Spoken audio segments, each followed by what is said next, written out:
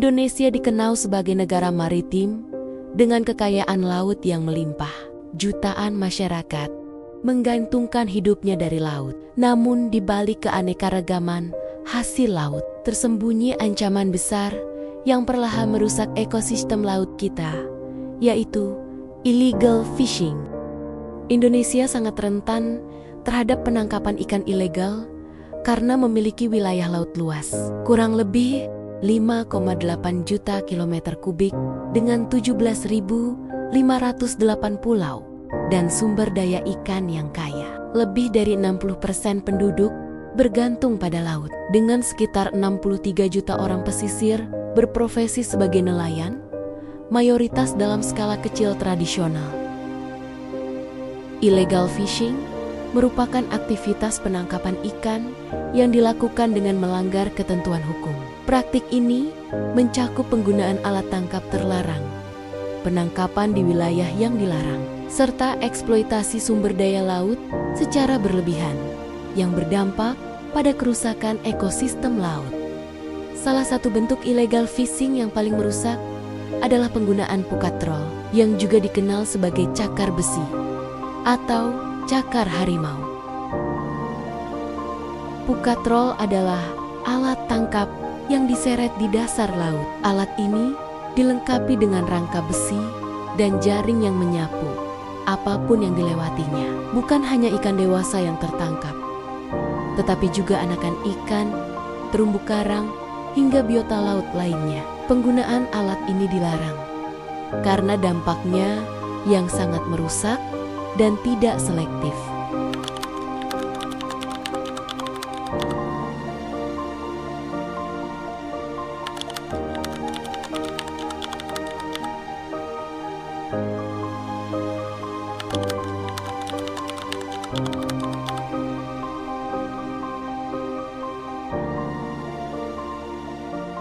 Ketika pukat troll menyentuh dasar laut, terumbu karang yang membutuhkan puluhan hingga ratusan tahun untuk tumbuh dapat hancur dalam hitungan menit. Terumbu karang adalah rumah bagi ribuan spesies laut. Jika rumah ini rusak, maka rantai kehidupan laut pun terputus. Akibatnya, populasi ikan menurun drastis dan keseimbangan ekosistem laut terganggu.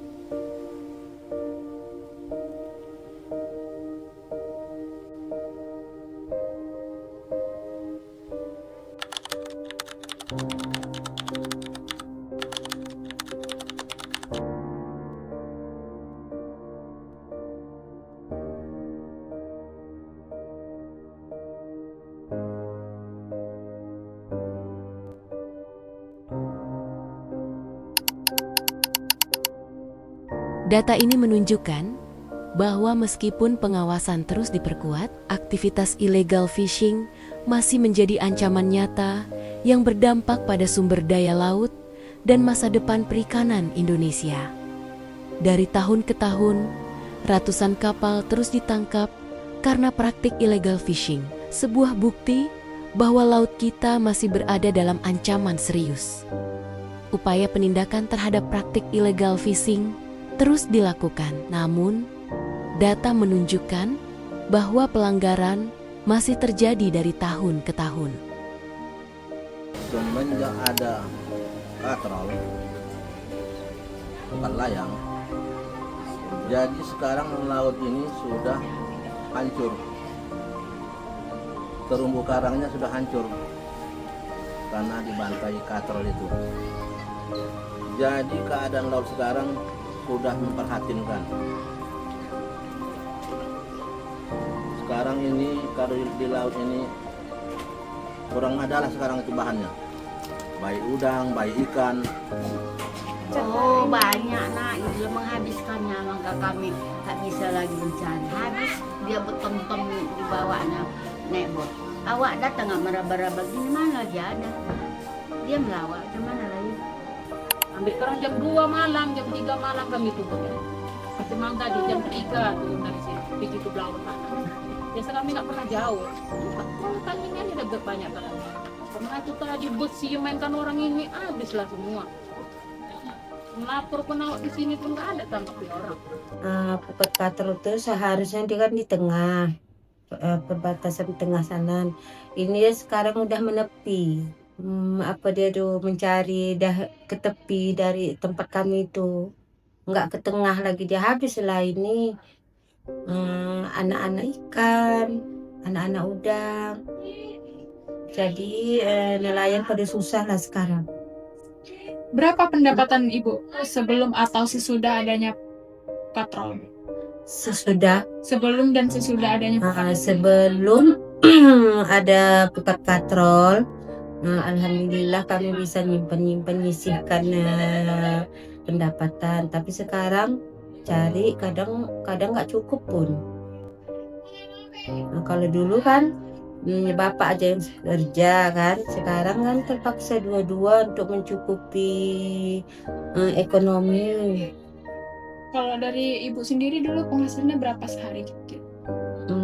Kadang 50, kadang bisa lebih, kadang 80 sebelum katrol.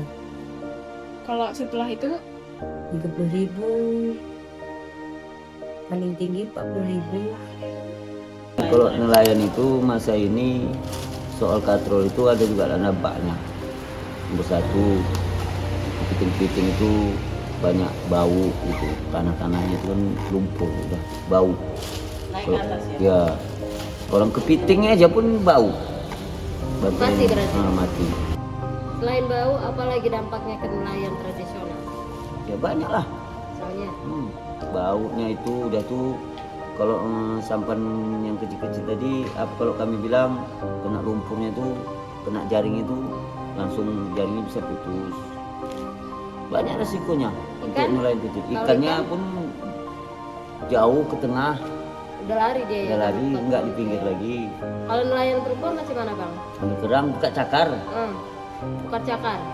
Berarti ibu-ibunya nggak bisa ngambil kerang lagi? Bukan nggak bisa, bisa ngambil, tapi tinggal udah bilang orang tadi sisanya lagi. Oh, udah nggak banyak sama mereka. Artinya penghasilannya pun menurun ya? Buka tarik dua ini bu, kalau dihantamnya jam ceping. Oh, yang kayak gini ya. Buka tarik dua. Tapi dia disergit. Iya, cepingnya habis, terinya habis. Coba lah itulah nelayan kecil kan, kumpulnya, kumpulnya. Tapi kalau seandainya nggak ada yang buka tarik dua itu, hasil nelayan kecil ini mewah.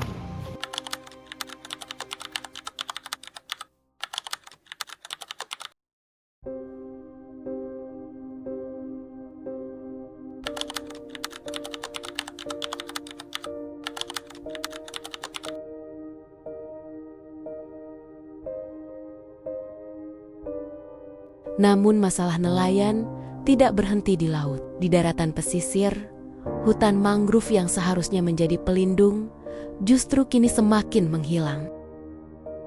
Saat ekosistem laut rusak, keluarga nelayan kehilangan penghasilan. Akibatnya, perempuan harus bekerja untuk menafkahi keluarga sambil mengurus urusan domestik. Belum lagi cuaca ekstrem yang berdampak terjadinya abrasi dan banjir rob, illegal fishing, dan destructive fishing, menyebabkan menurunnya hasil tangkap. Akibatnya, perempuan nelayan mengalami beban ekonomi ganda, di mana mereka terpaksa mencari pekerjaan alternatif atau menanggung hutang keluarga. Illegal fishing juga memicu kerugian hingga 26 juta ton ikan per tahun, yang menyebabkan pendapatan nelayan lokal turun, memicu kemiskinan ekstrem, dan menambah beban ekonomi perempuan pesisir yang juga terdampak krisis iklim. Perempuan nelayan memainkan peran penting dalam perikanan Indonesia. Banyak di antara mereka menjadi buruh saat produk lautan mendarat di pesisir. Meski tak jarang mereka juga melaut, mulai dari membersihkan ikan atau kerang, menyimpan, mengolah, menjualnya, memperbaiki jaring, pengolahan, pengeringan. Perempuan nelayan bisa bekerja sampai 14-20 jam satu hari saat hasil laut melimpah. Tak hanya untuk bekerja di pesisir, tapi juga melakukan aktivitas domestik. Bagaimana kondisi mangrove atau bakau di sekitar lingkungan desa Ibu? Hutan mangrove sekarang kan habis, sudah dibegu kan.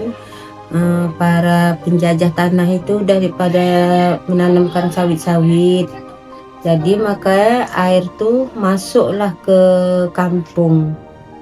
Kalau dulu kan tidak masuk rumah-rumah. Sekarang udah rumah kami yang di atas darat aja udah masuk sekarang. Akibat hutan-hutan ditebang habis ya kan. Semana Bu tinggi? Selutut gini. Nama Ibu Asmidar dari Desa Kuala Serapuh, Kecamatan Tanjung Pura, Kabupaten Langkat. Semenjak dampak banjir kemarin, nggak ada pendapatan. Udah nggak pendapatannya, berkurang sekali karena airnya merah, tambah dari sawit juga. Udah itu kayaknya dari mangrove kita pun terdampak juga untuk nelayan yang bubu kepiting itu sama yang jaring ikan. Jadi penghasilannya untuk umpannya aja, untuk umpan kepitingnya kan beli, nggak pulang kalau masa kayak sekarang. Kalau masa dulu sebelum banjir kemarin, insya Allah lumayan. Itu kira-kira mangrove-nya kenapa itu tadi? Itu tadi kalau daerah Kuala Serapuh pun kan banyak juga yang ditebang, kan banyak juga yang kebanyakan pohon sawit, ditanami pohon sawit. Di pesisir Di pesisirnya, pesisir pantai, di pesisirnya. Selain dari di sawit, orang bapak-bapaknya kan kerjanya yaitu tadi bubu kepiting, jaring ikan. Tapi sebelum mangrove kita kayaknya bisa dikatakan rusak gitu ya, lumayan gitu ya. untuk tambahan sehari-hari selain dari pemanen sawit. Tapi kalau yang terdampak sekali yang habis banjir kemarin. Nah, kalau habis banjir kemarin terus mati kayaknya pencarian untuk di air. Nah, pencarian yang untuk di air kayaknya mati gitu, vakum, nggak ada. Karena dampak Dari banjir sama dari air itu kayaknya merah itu dari terdampak dari apa ya, dari air dari lahan sawit itu. seperti limbah. Seperti limbah, merah dia memang. Merah. Berapa kira-kira pendapatan nelayan kalau misalnya tanpa patrol? Kalau Per hari aja. masa ini, Kalau yang mewah itu yang. kalau yang mewah itu paling kuat 1 jam itu udah dapat kita. Dulu kan pakai 1 termos itu. Saya kan orang nelayan. Saya emang dari zaman berdayung sampai belayar hari itu, belum ada mesin. Saya ke laut. Jadi macam jemput uang aja kita itu. Itu kalau penurunan mata pencarian ibu-ibu itu dari kapan bermulanya? Ada penurunan itu dari ada penangkapan ilegal, juga setelah ini hutan dimusnahkan lah. Mulai berkurang. Mulai berkurang lah, maka yang dimusnahkan di situ bakau-bakau, itu sudah seperti kepiting, situlah di tempat untuk perlindungan ikan-ikan. Jadi sejak dihancurkan di situ kami berkurang. Keadaan kami semakin sekarang di laut, entahlah ibu-ibu yang lain, tapi sebagai ibu saya merasakan sangatlah maha nggak inilah gitu. Tempatan kita nyangka tah seandainya 1 hari tah cepat limpul, kena ada ilegal tuh kadang kita dapat limpul 50.000 lah gitu. Berat. Nah baru itu kan. Itu mencukupi nggak untuk? Kalau 50.000 nggak cukup ya lah.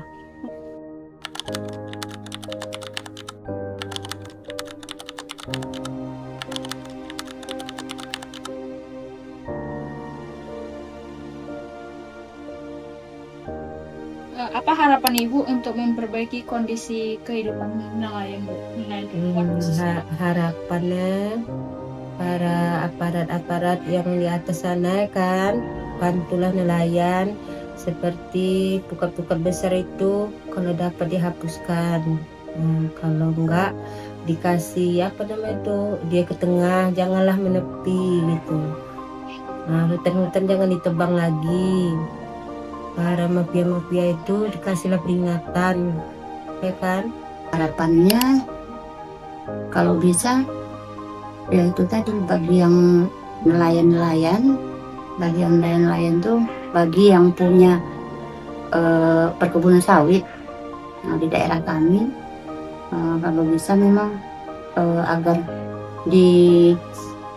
diperhatikan masyarakatnya yang kerjanya tadi yang sebagai nelayan. Ketika Pukatrol menghancurkan laut dan mangrove menghilang di pesisir, nelayan terjepit di antara dua kerusakan. Bukan hanya ikan yang hilang, tetapi juga harapan keluarga nelayan.